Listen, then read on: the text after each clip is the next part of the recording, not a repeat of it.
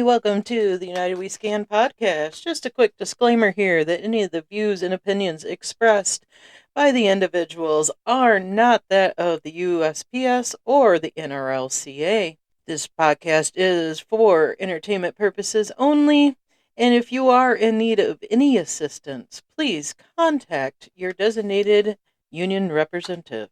Thank you. Welcome back, everybody. It's been a few weeks. We're at episode 149.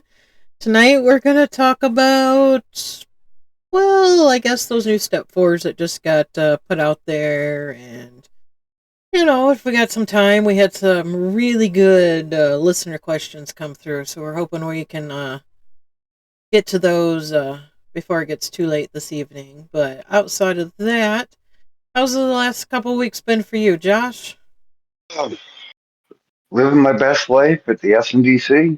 I put in the "You Can't Make This Shit Up" channel a little while back that we come in Saturday morning and our usual routine is you clock in, they do the service talk, they hand out the vehicle keys, you go check the vehicle, and then either start casing your mail or get your parcel gurney and sort through them to make sure you don't miss those. The girl on the route next to me gets her key, goes out, truck's not there. Come to find out that the BMF took it because someone who had the vehicle last July, let me repeat that, last July, wrote it up saying it needed a new engine. They did issue a vehicle to her route, though, a ProMaster, which she is A, not certified to drive, and B, is 90% curbside, so it does her no good. Yeah, other than that, management's being typical management, and I'm just glad the survey's over so I have a chance to breathe and relax and not worry about, not that I was super worried about it anyway, but not worry about did I remember to count everything or get everything counted. How about you, Meow? How have you been? I'm okay. So, a couple weeks ago, I actually had a trainee who was a holiday clerk that was fired, and then they rehired her as a RCA, which was a mistake.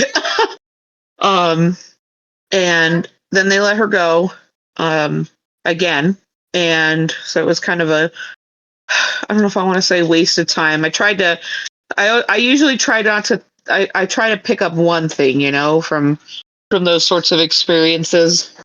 But it was just another reminder that management does not pay attention when they're hiring.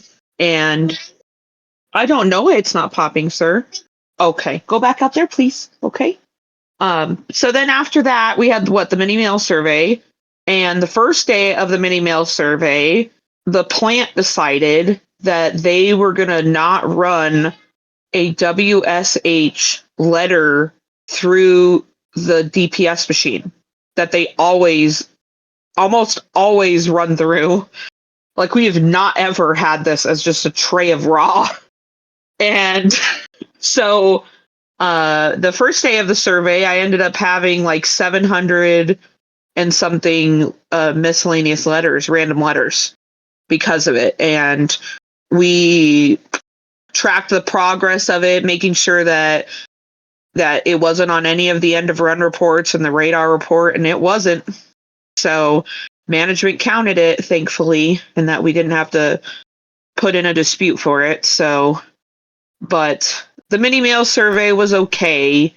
It's just like one of those things that I don't know, it's the muscle memory of it, and I'm just always happy when it's done because I don't have to be as cautious, I guess, with making sure that I'm pulling out, the missorts and making sure everything's counted correctly.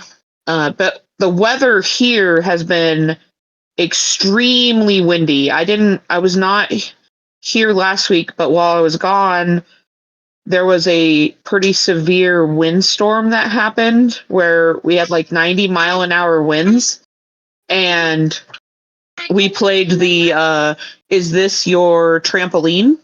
game.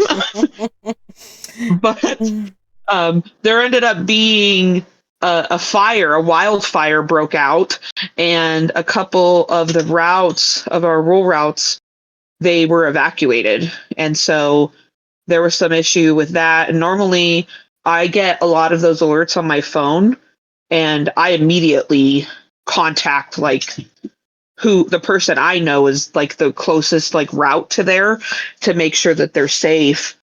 But thankfully everybody was safe, but there's a lot of old trees that completely blew over from their roots, like from the base, like just smashing cars and houses and mailboxes. And when I didn't deliver until yesterday, there's branches still all over. So it's like kind of a cleanup of what happened. And there's like one part of my route today, I was talking to the customers, and they had like thrown sand out in the field to try and level it out, and all of that sand blew over, and it like sand blasted their fence. So like the finish of the fence is like white. So from how much wind there was. But and then like all my mailboxes are just covered in dirt, and you could just see it. Like it's just in any of the nooks and crannies of a mailbox, there's just all kinds of dirt. So what's the RX scan to blow the dirt out of my mailboxes, right? Right? Yeah. Just get yourself a Clorox wipe. Just one. I don't That's know. all you need for the whole It needs route. more than that. It needs more than just a Clorox wipe. It needs like a blow, Power like washer. a power washer and a A leaf blower? leaf blower to each box. Even my CBUs, the outgoing slots are just covered. So I'm gonna be taking like compressed air, I think, to some of those. But how have you been, Kristen? Oh, I've been doing back and forth, back and forth, back and forth. But it's I'm enjoying the time I get to spend with my mom. As nerve-wracking as it can get at times, no, I'm thankful to be able to help her out when needed. So, and I still went to my tattoo expo that I always go to in March every year and got myself a new Yay! tattoo. It's actually a cover-up of one that's like 28 years old. So, and other than that, yeah, mini mail survey. I think I worked half of it. My numbers looked pretty average from the last previous one, so I wasn't, Good. you know, not upset about it at all. So I was there to do my walk distances prior, and yeah, I don't stress over the mini mail surveys too much. But I do have a shadow day coming up next week, though. So our new sub for my route. So that'll be Nice. Woohoo. yeah. Get to have my own sub again. Yeah, I trained today too, Ooh. so my voice might go a little hoarse. I told somebody, I was like, "Man, I'm tired of hearing my voice today." Yeah. Well, Yeah, I've put 7,000 miles on my car since the middle of January. That's a lot of driving. That is a lot of driving. Yeah. oil change? That's I have gotten an oil change, yes. Yes. that's more than some people do in a year. I know. In an LOV even. Yeah. That's just primarily going to my mom's and back. I mean, I did go to Detroit for the one weekend and whatnot, but I went from mom's, and yeah, that's primarily because mom's is 210 miles one way, so yep. It's been interesting. And we had weather. We had winds too. I mean, mom's house even lost power one day. Was it Friday? And yeah, Well, Friday or I Saturday. would say before we moved, my route for the year is only 6240 miles. Mm-hmm. After we moved, it's like 9300. Yep. So yeah, I've been, still doing the back and forth. It's starting to lighten up a little bit. We don't have another appointment that I have to worry about until next month. So, yeah, it's been it's been a process. I'm tired. That's just like my permanent state of mind anymore. Is just exhausted. And we got crazy weather here too. I know those watching. Where I live though didn't get hit nearly as hard as others, or even where my youngest daughter lives. I know I've seen some pictures and stories from Wisconsin friends, and yeah, I've seen pictures from what the UP got, and even the ice storm part that came through my area was still north of us by about 10, 15 miles, and it's just been, yeah, it's Well, crazy. yeah, I know. We've got several people in the area that won't be getting their power back on until Thursday night, I think they were saying now. So, luckily, we have power, but many do not. I know part of my route still doesn't have power. That was weird yesterday running it with going through going, oh, the whole first hour north end of my route had no power.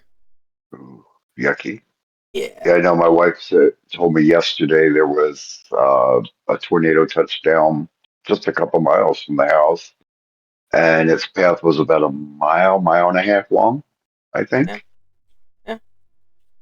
There was one that hit down in southwest Michigan. That Friday I went to the tattoo expo. It was actually like 30 miles from my mom's house. I saw pictures. I missed it because I had already left mom's, but I saw pictures of what the storm looked like going through my mom's town, and I'm like, damn. I was in Detroit, so I missed it, but That's crazy. it is. It really is.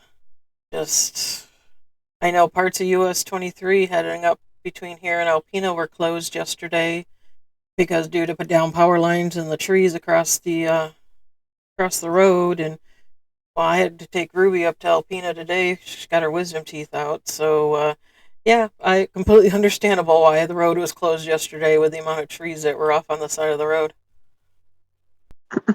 Yeah, or yesterday there was on my route. I had to skip a whole section because there was a tree down across the one main road, and then I Yeah. came back at I came back going around coming from the other side when I was done the route, and they had that tree cleared out by then, luckily. So Yeah, our POV route was telling me yesterday, I mean, he was having tree limbs drop, next to the mailboxes he was putting mail in, and he had a tree actually fall over in front of him on the road, and he had to turn around and backtrack to go around it because he couldn't drive that over sucks. it. And yeah, it was crazy. And I thankfully am closer to town, so I mean, my furthest point away from the office is only 5 miles, maybe. So, Okay. I had no issues with my route at all yesterday, other than somebody parking their car too close between the two mailboxes. But other than that, I got everything else delivered. Nice. Yeah. Yeah, it was a So, little bit lighter yesterday than it was last Monday, so I was happy. I wasn't too thrilled about the whole fully packed tray of non-linear mail that came my route though, but like, thanks, guys. and It was my great. LLV not wanting to start, which had already been in the shop twice for in the last few weeks because of the same problem. So yeah, like, it was a Monday yesterday. At least I only had 174 scans as opposed to the 244 the previous Monday. oh my goodness. Yeah, that was yesterday was just one of those days. It was like, well, happy flippin' Monday birthday to me. Yeah. Oh, yes. Happy belated birthday to you, Kristen. Thank you. Also, Yes, my birthday was yesterday, guys. yeah. Yes, happy birthday. Yeah. Still got a I couple know. more years before I reach that half century mark, so I'm good for now. Like, you got this. Nah, I ain't worried So, about it. All right, so we're gonna dive into step 4 talk.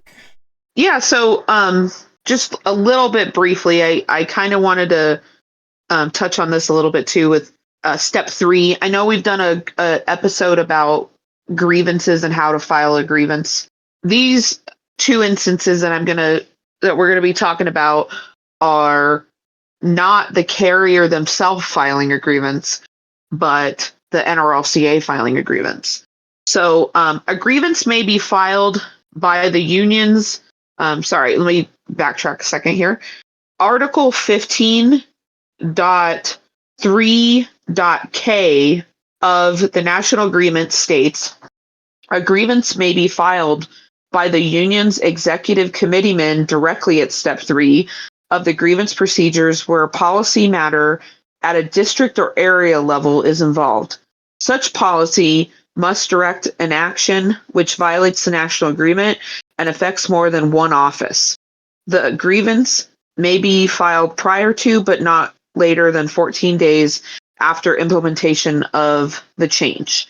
So basically, let's say that you have a district manager in the area that you're at, or a POOM, who has decided that they feel like, we're going to make every single RCA deliver city routes, or what's something else?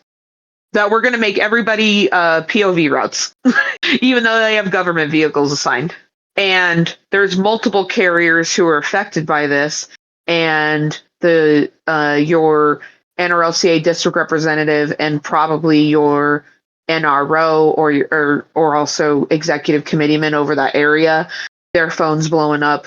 They have the ability to file a grievance.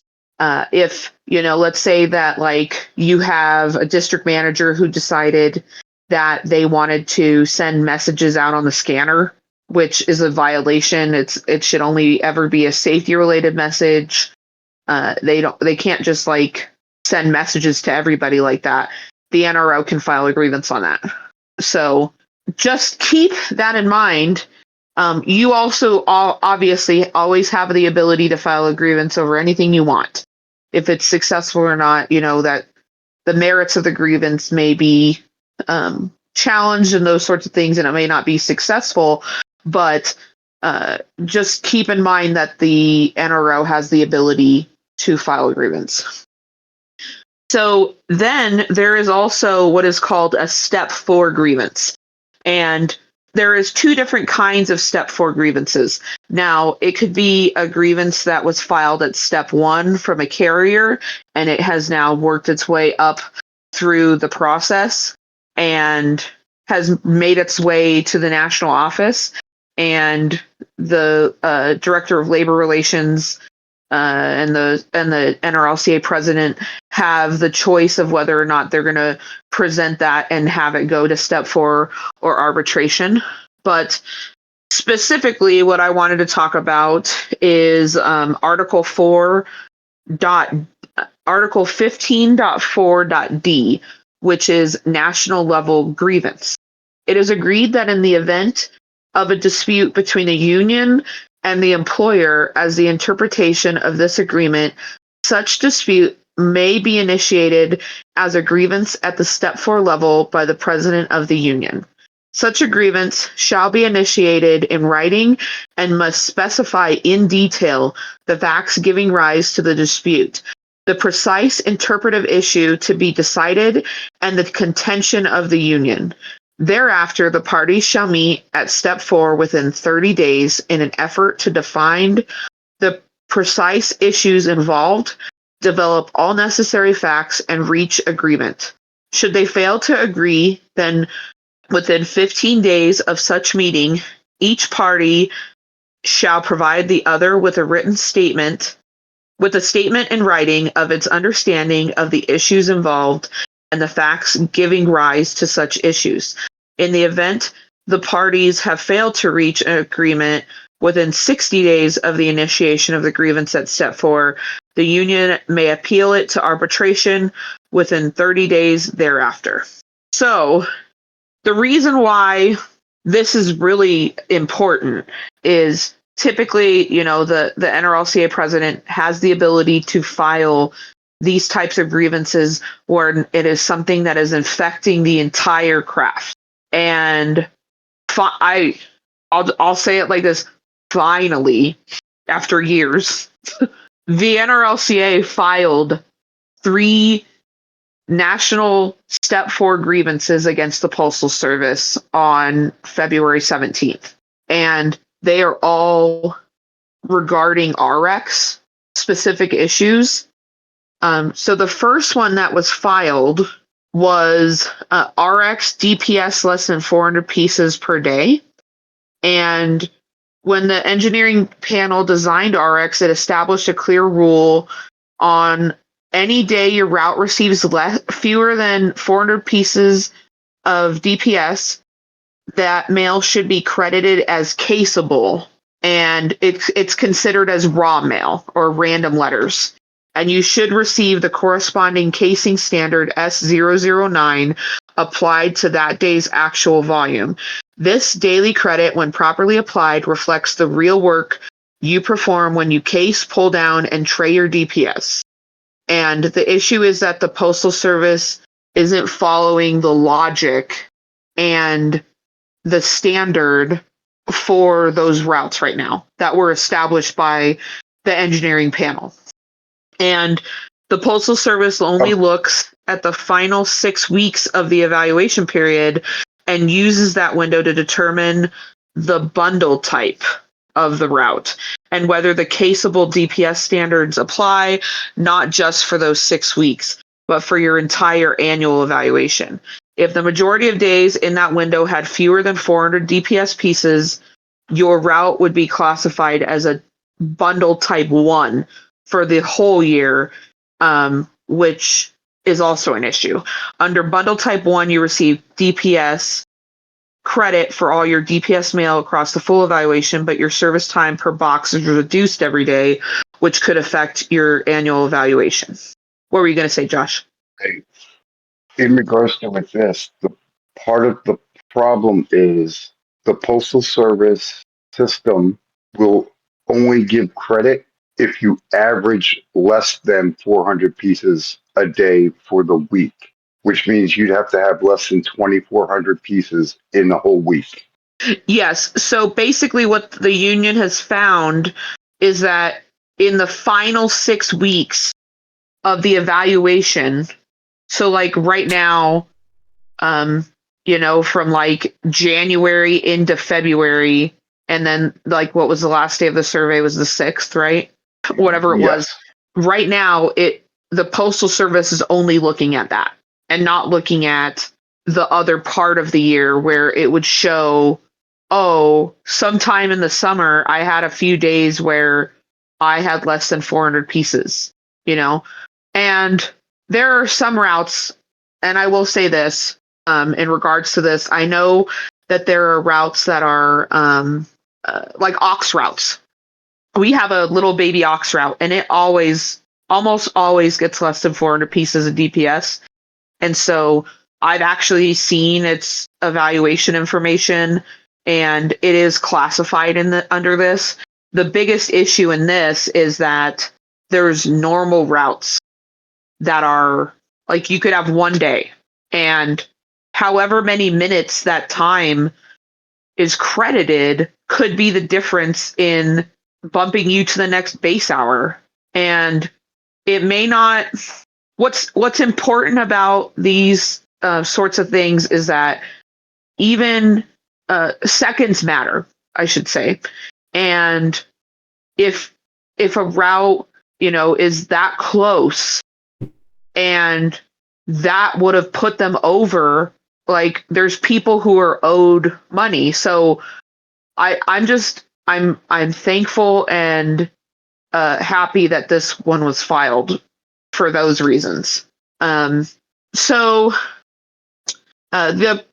union said the approach was never agreed to by the union. It was never established by the engineering panel.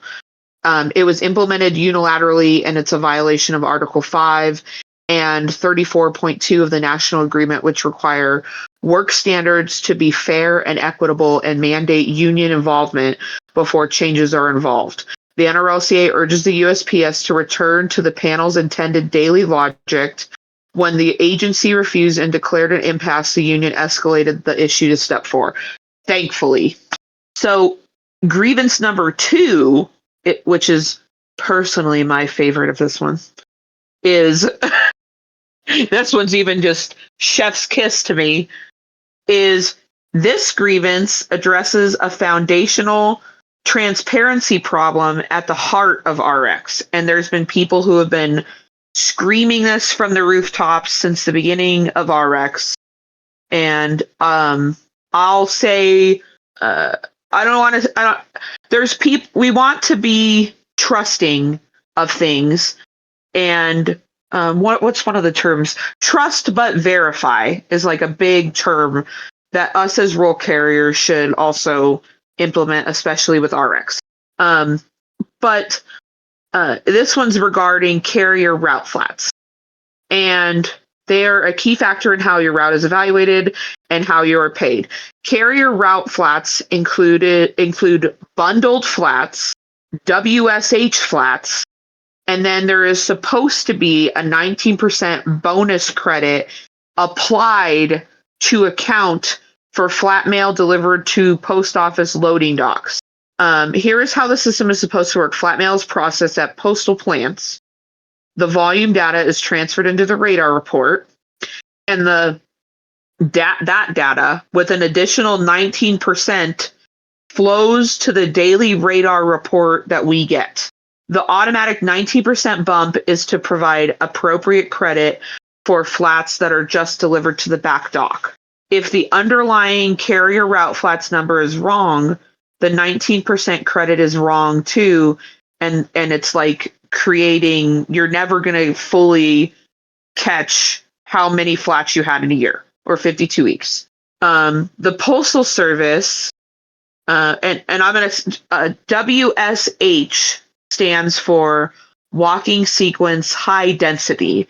And if you wanted to, you can go into the domestic mail manual and you can read the WSH flats and the WSS flats in the domestic mail manual are grouped together. And all of the RX data, in the very beginning, they were letting us enter the WSH flats. And then they came back and the Postal Service was like, no, they're on the radar report. And that's been a huge issue. And so the Postal Service is saying that the WSH flats are being captured in radar. And the NRLCA is finally challenging this position and believes that the evidence supports the union's concern. The carrier routes flats figure in radar have never been jointly validated by the Postal Service and the union, or by the affected carriers. The union has asked the post office to provide evidence that WSH flats and bundle flats are being accurately reported and has received nothing definitive in return. Meanwhile, hundreds of field-level disputes have been filed by rural carriers across the entire country and that raise the same concern that credits are missing, incomplete, or simply wrong.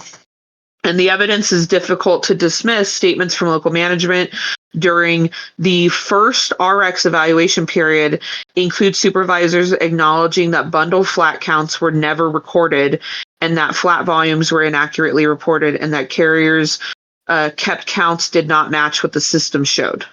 And so the union is finally requesting that there be a joint validation of all carrier routed flats and the methodology, and that there be a retroactive recalculation of every affected route evaluation if the problems are found. And transparency in how your pay is calculated should not be optional. It's our right that like we should be receiving the adequate credit for route flats. Now, side note here, I don't want to say this.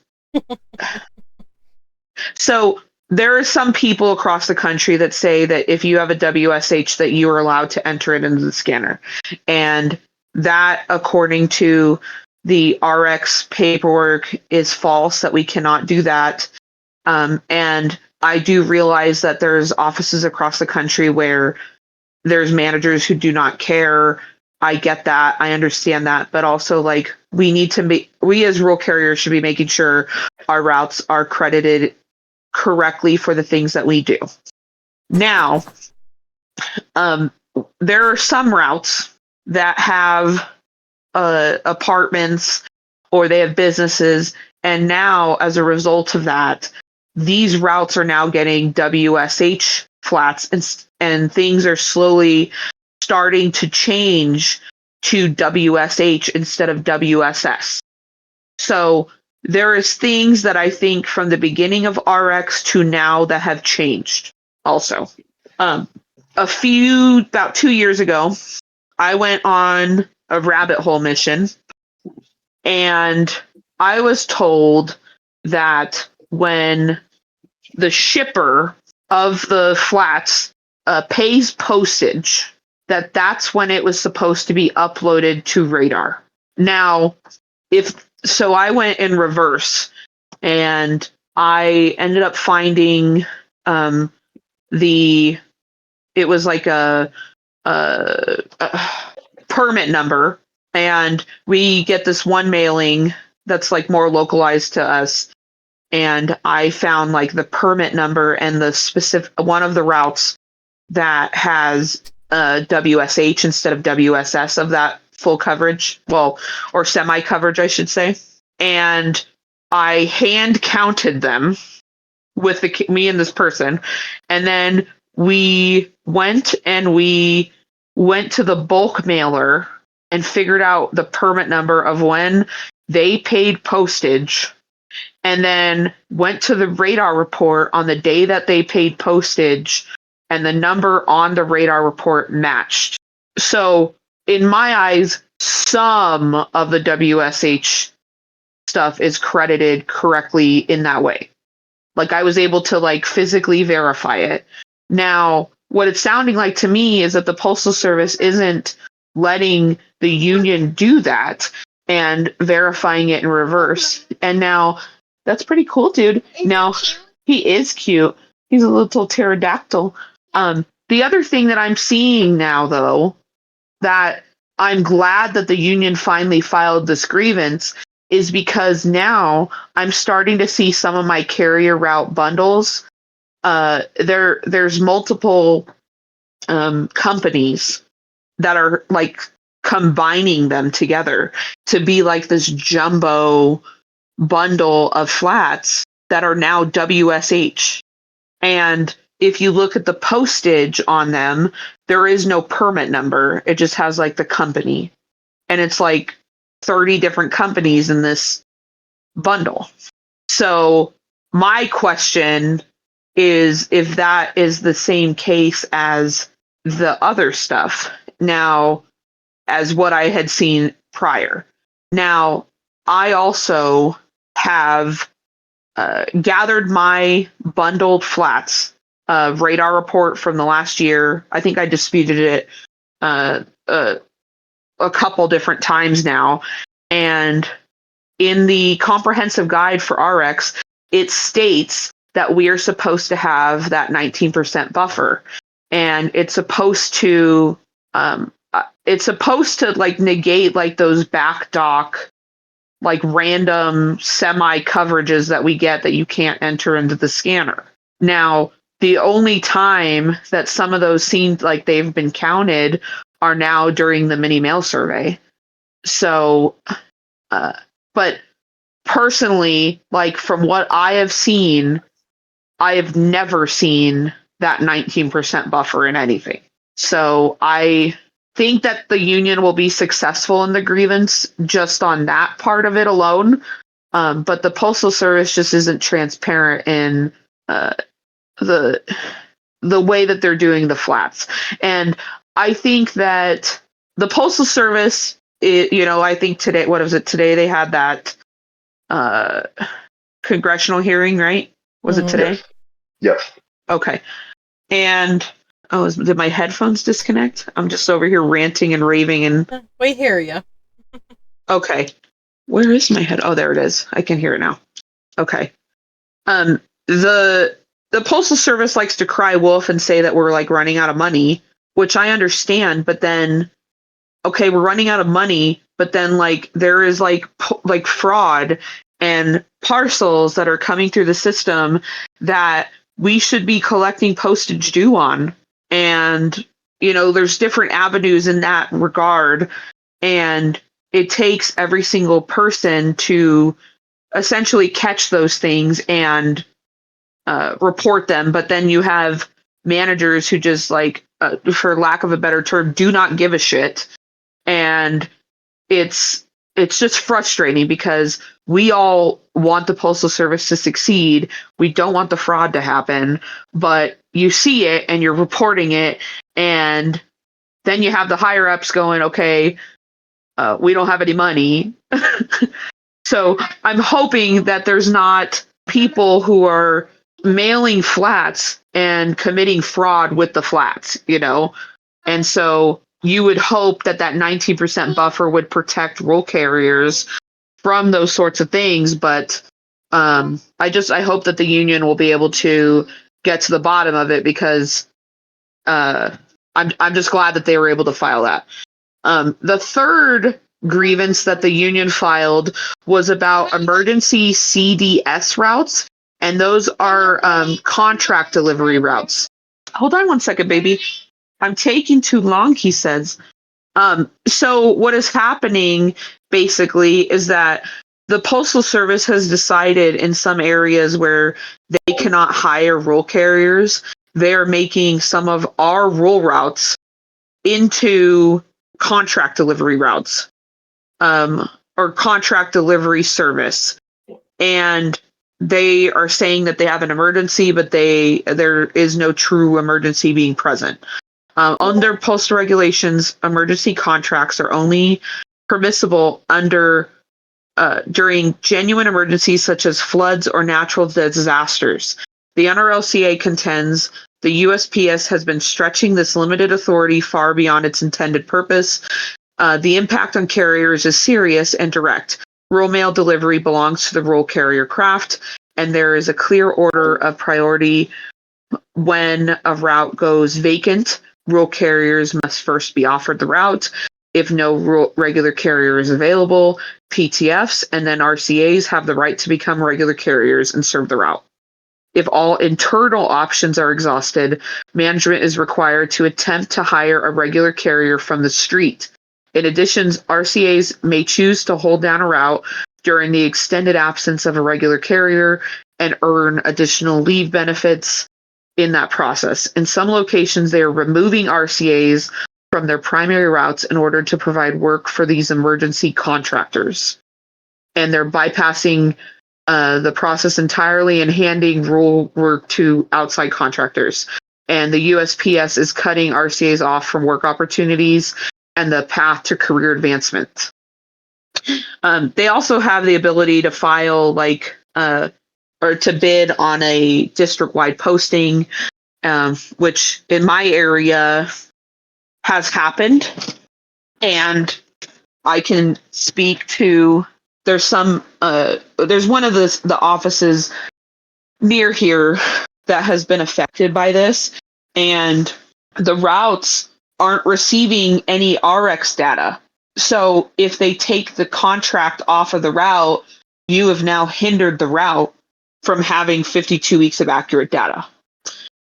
So the NRLCA ended up filing that, and then to stop all improper emergency CDS assignments. The other thing, too, is that the Postal Service is paying some of these contractors like buku bucks. Now, granted, I know that they're not paying for their benefits and those sorts of things, but if the Postal Service has the ability to fork up all this money for these contractors, I mean, they should be paying the RCAs and the regular carriers more money they should be fighting harder to retain the people that they have instead of paying a contractor to trash her out, Yep. So, in conclusion of it, so the three grievances share a common thread: the Postal Service making unilateral decisions that affects roll carriers' pay, roll carrier work opportunities, and rights without the union input and without accountability. And the NRLCA is challenging each of those issues at the highest level of the grievance process, because every roll carrier deserves a system that is fair, transparent, and applied as intended. And if people have questions on them, they can call their union representative if they want more clarification. Like this podcast is for entertainment purposes, and I know I kind of gave my opinion a little bit on some of these, but if you wanted to view the filing and the more specific details of each of those grievances that the NRLCA filed, they're on nrlca.org under the news section. I'm just so happy that they it's about damn time. I'll just say that. Like, it's been years coming, and I'm hoping that the union finally like built up enough data and things against the Postal Service in these instances. Um, and I'm pretty I'm confident in the union's ability to fight with these grievances. I think that there's more that could be filed still, and I just think that over the course of, like, I don't know, I'll say like the last 5 years, there's not been very many step 3 or step 4 grievances filed that I have heard of. And it's encouraging to hear that they're happening. They're starting to happen more. I know, like, back in, when I was a steward, like in what was it, like 2017, and there was all kinds of step 4s that were cited, like that I used to use from like Joey Johnson, and there's interpretive issues that the Postal Service tries to finagle, and I know RX is kind of one of those quasi issues because of the fact that there was an arbitrator decision, and you want to have all your facts straight before you start just willy-nilly filing grievances. But it's time, that the post office needs to show us what's going on. Like, we all need to work together in good faith. I don't think that it's nefarious by any means. I just think that there's rule carriers are not engineers. We're not, like, we didn't come do this job because I wanted to know what how much footage I got for an authorized dismount, and know that I had 700 and something letters in one day. You know what I mean? Like, I didn't sign up for a role carrier for those sorts of things. And I think that the union and the Postal Service didn't realize that either. There is other things that I think can be affected once they come to a conclusion with these grievance settlements, and I'm hoping that they don't take a million years, because I've also seen that in the past. I'm hoping that they stay to the timelines of what I read to you guys from the contract. So, I lose everybody. Everybody's real quiet. I'm ranting. No, we're here. No, we're good. We're good. With my soapbox over here. We were letting you have your moment. My moment You there were to up on your rant. pedestal, and Yeah. About step 4. I'm just happy they filed them. So Yeah, you're me too. not the only one. Like, something had to give. Exactly. I feel pretty confident too in and thankful, like, in John Adams' ability as the director of labor relations. I know that there's disputes that were worked through, and that dispute process was supposed to negate some of this. But it seems like there's still going to be issues, like, have worked their way up. And it's like, look, like, a lot of people are having the same issue. Yeah. So. All right. Do we want to cover some of the questions in this email? I was just going to ask that, looking at the time. Do we want to get into that, or do we want to try and schedule another day, hopefully sooner than later, and we'll just go through this email? Well, I mean, I don't there's care. some that can be quickly answered. So, This Yeah. is true. so, I mean, like, right off the bat, can any carrier get trained to do mapping for the office? So explain the process. All right. You can, if you and management agree that they're going to allow you to be a mapping facilitator. Absolutely. It's Basically, it's just online recorded Zoom training that you sit and watch for 2 to 4 hours. They're updating you through everything about 4 hours, and that's about it for the training portion of it. If I know when I first started as a facilitator, I was the local steward in my office, and so that was kind of helped me do that. But I was still an RCA, so therefore I did not have an ACE ID. The thing is with having an ACE ID and getting your mapping permissions for the line of travel manager, because that is the part that management's supposed to sign off saying that they mapped it with the carrier, blah blah blah, which is also still good for facilitators. Don't get me wrong, if you have that access, they do have to put a 1723 on file as a mapping facilitator to allow you, because that portion of the program, the LTM, is under a higher level for access. So that's what you would have to do for that. If you are a dues paying union member and you are actively involved, even in agreement with the national board, having that 1723 on file as a mapping facilitator only does not affect your stance in doing union related activities. And the follow up on that was, do you get paid? The answer would be yes. You would get a P code, DACA code P for the day that you are facilitating and mapping Yes. with the carriers. So you would get your evaluation pay for that day under the DACA P code, which is doing duties other than the rural route. You do it if you're an OJI, you do it under a DACA P code. If you're an academy trainer, you're under a DACA P code. Mapping facilitator, you're under a DACA P code. When I was an RCA doing it, it was green card time. If I do it in my office And now, if I am needed to cover for mapping, then it is a DACA P code. and the only time it would not be a P code is if they request you to come in on your relief day That would be a DACA to do it. Y. Okay, I didn't remember what the code was, but yes, That's a DACA DACA. Y, Yeah. and that gives you an X day if I remember correctly. Yes, that is correct, because I have actually had to use that one or two different occasions doing OJT. So yes, DACA Y, it gives you an X day. Okay. Which would be the same thing if you're an academy trainer and you are teaching academy during, if your relief day is during the week or on a Saturday, and it's one of those weird weeks with a holiday and they run it on a Saturday. It happens. I mean, not very often, but it does. It would be a DACA wide. Same thing. So yeah, you can be mapping facilitator in your office. You gotta talk to management about it. If they push you around and you know they're not mapping, contact your DR.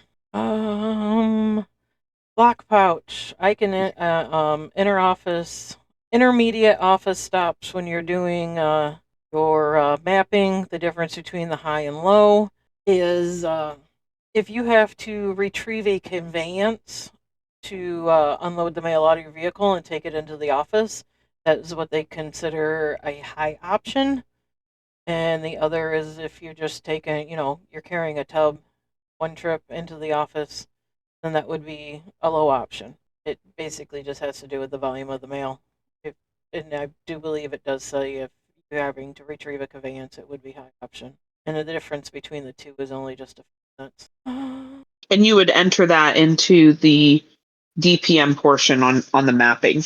Yes. It'll ask like high or low on there. Yep, it'll be one of the little things on the left-hand side. It'll ask you where to put it. You mark it in there, and then it'll ask you to choose the high or low option. If things change and you have to go from low to high or high to low, it can be changed in there as well. What was another really good quick one? I have been trying to map for 2.5 years, and a couple times I got to the office, my supervisor had everything already done and wouldn't let me look at anything. Contact your district rep, local rep, because when management submits it, it specifically says, I reviewed this with the carrier. Yep, it does. It's the last page before you finalize it that you reviewed it and you did it with the regular carrier. Right now, too, if when you receive your new evaluation on March 28th, I think is the day that they're going to have the ability to print the new 4241 A's and M's, unless you're locked from because you went through an interim adjustment for you received territory from another route, or they adjusted your route and cut stuff off of it. The rest will be receiving that, and if there's issues that are going to arise on there, like your traffic control points are wrong, your footage is wrong, your and because management had been doing that, you're also probably going to have to do a dispute. They haven't released if we're doing the dispute process again. I'm assuming that we are. So it would probably end up becoming a grievable issue and a dispute, but that's why you're going to want to talk with your union rep to figure out which path that you're going to need to go. But moving forward, you should be sitting there with management and seeing everything they're doing. Like, some managers aren't going to know, like, your front door could be under an awning of the house. They're not going to know, oh, there's a abandoned vehicle here, and management had measured me all the way over here to get to this CBU, or like, I can't park on the busy street right there because there's no median there. I have to park over here, They're not going to know the nuances of the route like you will know, despite what they may think. For example, like my apartment complex, the doors are in a hallway down the center of the building, not on the outside. Yeah, they're not going to know where they're at underneath the awning of a building. Right. Or like that you have, like, I have a hut for this one stop on my route, and I have 5 CBUs on one side of the hut, and then I have 5 more on an opposite side of it. They're not going to know the location of those CBUs. They're not going to know where to plot things correctly. I've gone in there before after management went in there, and I was like, I looked at them and I was like, oh, you went in here without me. And she was like, well, how do you know that? And I was like, because I can tell, because you plotted a stoplight here, and that's a bridge. Like, it looks like it's a road. And I was like, that's an overhead bridge. There is no stoplight there. And she's like, oh, well, it was in your favor. And I'm like, yeah, but I want my route to be correct. Like, don't go in here without me. Like,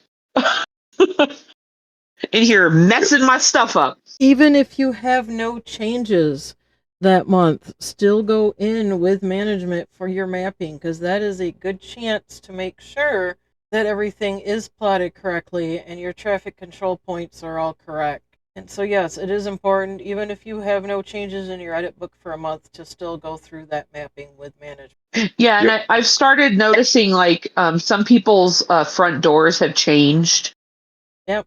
Or traffic control points aren't plotted correctly, or a sub went another way, so when they downloaded it, it's thinking that there's an alternate path. There's different things that could happen even though you didn't activate addresses or deactivate, Yes. Well, yeah. I'll tell you, I'm talking with a friend, but when he goes in every month, first thing he does is make sure everything that's active or inactive is correct. And then he randomly picks 10 to 15 addresses to make sure those 4 plot points are still correct. Yep. I do that too. You have the right to go through line by line every single address if you wanted to, if you felt the need to check them, everything, all the plot points and everything are correct. Yeah, and you might have had a customer who moved and sold their house, and now there's a new customer and they want their parcels and they access everything from the side door and they answer everything over there versus the main front door. It's right. There's customer service aspects to it that can change, or their garage, like, you can't access their front door anymore, or there's a lot of varying things that can happen. The other part of it too is that if you are activating or deactivating things, management also is supposed to download the most recent edit book. So when they go in to the DPM, you can actually go in there, and I would download your dismount worksheet first and then just have it printed just in case you have to unanchor things and you lose the footage. But then go in there and hit download so that it's the most recent. And so underneath, like where it says the route, it'll say the date of the download of the edit book. And if management isn't hitting that download, it could be showing things as inactive that are truly active now. Yes. My baby kitten. I would say, while we're on that same thought process, my edit book never matches up with my mapping. Addresses that should be active are being inactive. How can this happen? That's just what we were talking about. They may not have Right. downloaded it, the updated, or, that's where I try and get new edit sheets like every other month. That way, that also shows me what has actually been corrected in there and what hasn't. Yeah, and if you activate things inside of DPM, it does not communicate with AMS and Webbies. So you have to go through AMS and Webbies in those applications, and then it gets downloaded into DPM. Yeah. And so you could change it in the DPM, but if it doesn't match what you have in the edit book, it's not going to stay that way. It's going to default back to what's in the edit book. I'm hoping one day that the technology gods will update that, but we'll see. It would be nice. Yeah, but All right. Is there anything else we wanted to? I think that's good for tonight. I don't see why we need to. There's a lot more in that email with questions. Oh, yeah. We can cover Yeah. that next Yes. time. Some of those are fairly in-depth. Yeah, I was going to say, and I think we will, we'll schedule a time and go through this. And we'll probably re-answer some of the questions that we answered just to make sure we get everything. Yeah. I just wanted to finish it off with where they said, thank you for taking the time to read this email. We all love the podcast and all the great information you guys put out. And I just want to say thank you. Like, oh, We appreciate it. I have another one that popped up on the YouTube after the most recent episode that was really good. Let me read this real quick. It says, hey guys, 6-year RCA here. I'm finally getting converted and going full-time regular roll carrier. Not saying where they're from, but yes, good, congratulations. I just wanted to say I love what you guys are doing with these videos and wish a lot more roll carriers and subs knew about your channel. I found this channel a few weeks back and already have listened to most of your guys' videos, have so much information. I just wanted to say thank you for your time and putting these out. Very much appreciated. Yay. And thank you. Absolutely. And congrats on going regular. Yay. Yay. Yeah, 6 years. I know. I wasn't just a hair shy of 9 years. Yep. Congrats for hanging on, man. 9 years, almost to the day, like I think 2 weeks. Yeah, I was 8 years, 11 months, and 5 days. Yeah, it was right there too. So. Yeah, it was mid-October when I started, and it was October 31st when I converted. So. All right, your final words for tonight, Josh. The hard part is over of having to remember to count all those upside downs. I wish everyone the best of luck with their new evaluations. The weather is definitely weathering out there. Can't make up its mind on if it wants to be hot, cold, wet, dry, windy. So be safe and careful out there. I know you still can get overwhelmed even though all that's past us. Try not to. But if you do, please take a step back, take a deep breath, and step back in. Meow. Well, thank you guys. It's been nice to talk to you guys. I know it's been a couple weeks, so thanks for letting me rant about them step 4s there. I'm real happy about them. So I think that's a pretty good thing that happened. All right, you had your minute. Yep, that's it. Step No off the more. pedestal. Right. The other thing I wanted to briefly just say really, really quick is if you go onto the NRLCA website and you go to the legislative tab, there's like a whole new updated thing on there And I think you should go and check it out and see where your congressional people stand on issues that are facing rural carriers, and call them and let them know that they need to support those bills. I did. Oh yeah, it's right here, baby. I thought I saw it. Just briefly, if you guys need help, also, the phone number again for EAP is 1-800-327-4968, and it's 1-800-EAP, the number 4 NYOU, and call them if anybody in your house can call them. I like to remind you guys that that is a benefit that rural carriers have, all postal employees have. So, but Kristen. Thank you guys, and thank you for our listeners who are being patient with us as I'm trying to navigate when I'm available to actually record right now. This is gonna be a long haul for me, so.